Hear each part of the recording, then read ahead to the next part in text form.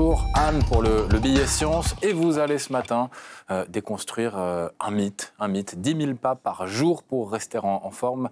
Me concernant, ça fait des années que je me fais avoir car finalement, Anne, il ne serait pas nécessaire d'en faire autant.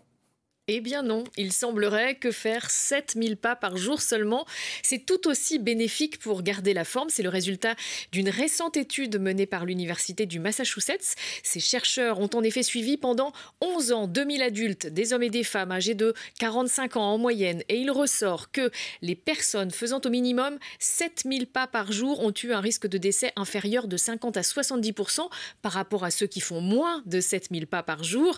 En revanche, faire 10 000 pas par jour n'est pas associé à une réduction supplémentaire de mortalité.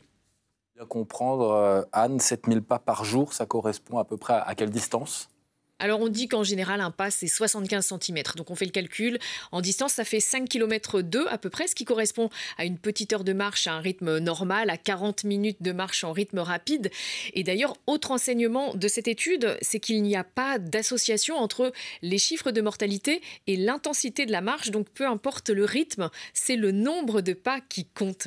La conclusion, c'est qu'on peut quand même se réjouir avant que notre téléphone ou même notre montre connectée, qui vibre en général pour nous dire qu'on a atteint notre objectif, eh bien on peut se réjouir avant cela ? Exactement, parce que ces objets connectés sont en général configurés pour un objectif de 10 000 pas justement, mais tout ceci est très marketing. D'ailleurs, une autre étude américaine avait déjà montré que la marche faisait quand même baisser la mortalité à partir de 4 000 pas par jour. Elle la faisait baisser de 30% pour des personnes âgées de 60 ans en moyenne. Donc, il faut voir ces nouveaux repères comme une motivation supplémentaire pour bouger, parce qu'en réalité, d'après les statistiques qui ressortent des trackers d'activité que nous avons, les adultes français, en tout cas, ceux qui sont connectés font plutôt autour de 3000 pas par jour en moyenne. Ce n'est pas suffisant. Et si on se base sur les objectifs de l'OMS, la recommandation, c'est 2h30 d'activité modérée par semaine. Dans le monde, l'organisation estime que plus d'un quart de la population mondiale n'est pas assez active et que 5 millions de décès prématurés pourraient être évités si on bougeait davantage. Voilà, maintenant, on sait ce qu'il nous reste à faire aujourd'hui et ce week-end.